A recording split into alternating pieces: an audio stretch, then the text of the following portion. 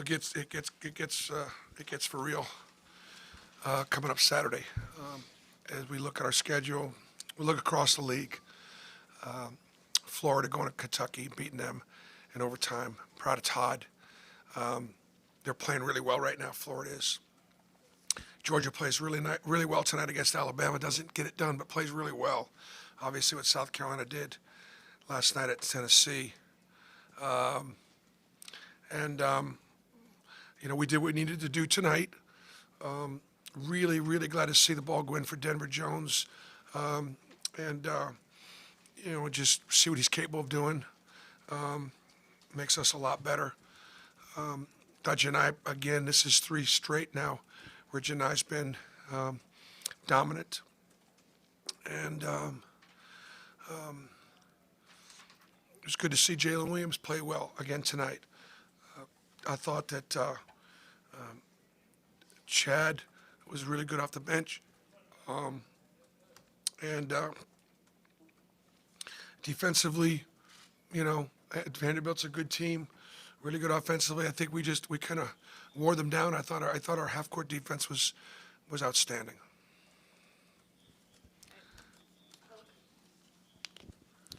Hey, Bruce, how big were those last 10 minutes where you sort of turned it on, pushed that lead out? Obviously, you got a pretty good stretch of games coming up, but how good is that? Maybe to get a little confidence back going. I think it was important. I think that, again, Jalen, Janai, and Denver in that stretch maybe really played effectively offensively. But the key, really truly the key of our future is the fact that we were able to hold Ty Lawrence to 2 for 11 and Mannion to 1 for 8. As we move forward, are we going to be able to guard Ole Miss's guards again? We did the first time, but Mississippi State, who's one of the best defensive teams in the country, couldn't. So if I look at anything as we move forward, it's, will our guards continue to guard like that? Will Aiden and Trey and KD and Denver and Lior and Chad and Chris be able to guard night in and night out against what they're going to be going up against for the next 11 games? And at the same time, obviously, we've shot it better at home, so we shot it better at home, tonight. And making the 10 threes, but Denver 4 for 8, and Jalen making 3, and Janai making 2. Big. Speaking of those threes, Denver hits 3 in the first 4 minutes of the game. I know last couple of games on the road, shooting was a little bit tougher for you guys. So how important do you think it was that y'all got to see some go through early and kind of get that flow going? Thought it was vital, and I thought that Denver was focused in. He was ready to go. He's had a good week of practice, and I like his focus. I like where he is right now as we move forward. BP, coming off of 2 losses and with the tough games you guys have coming up, did you see anything tonight fundamentally that you did better in this 40 minutes of basketball versus what you weren't doing in the last 2 games? Maybe rebounding. Vanderbilt still at 11 offensive rebounds, but we rebounded a little bit better. And obviously, what was the difference? We obviously made the ball went in for us. That was a big part of what was different, or what was better. Those two things. Probably a few too many turnovers still. 13 turnovers is high for us.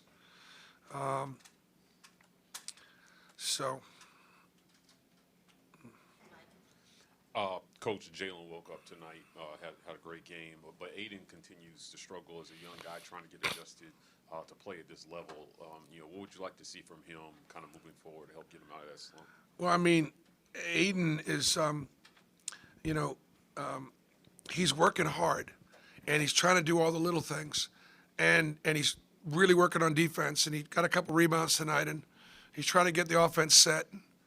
And the one thing that he always has been able to do is just shoot it, like from wherever. And so when those shots start going in, we're going to be a different team, and he's going to have so much more fun and have so much more confidence. But right now, the ball's not going in for him. And then we'll get Ferg and then Jeff. Coach, coming off those 2 losses, kind of what was your message for the guys this week, and what does it mean for you to still keep this home win streak going on? Well, I mean, part of the messaging was it's a grind. It is a grind.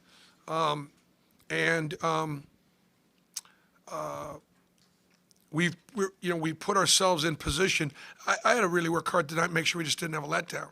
Make sure we were excited about playing Vanderbilt. We'd beaten them by 15 up there. I don't think the kids took it for granted. I think they played pretty well. I hope that now, look, the environment at Ole Miss, it's going to be crazy. It'll be another sold-out game for Auburn on the road. They've not lost at home. Man, it's going to be, and so it's going to take some special. Like it's going to take special. And I think they understand that and hope they're ready for it.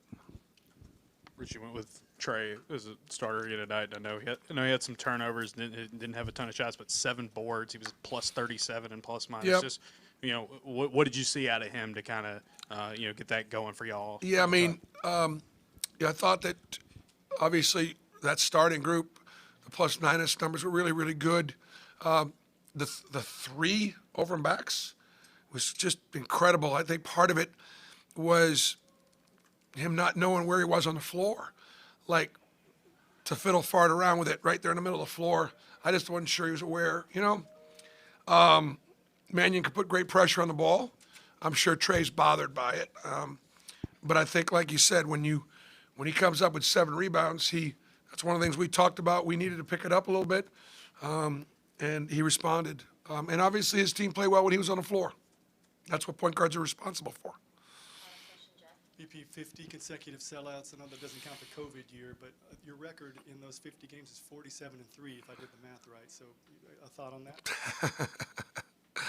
Well, it's a great venue. It's a great environment. Neville Arena is developing itself for quite a reputation. But you're right. If we're 47-3, it's because of 50 straight sellouts. It's because of the incredible passion and support that we get from the Auburn, family. I wanted one of the things and I'll make it clear again tonight, just to see, I kind of clarify where I'm at. We are so grateful for the support, and I love all the passion, and I love all the intensity that we have. It's just that, we're picked 6th in the league.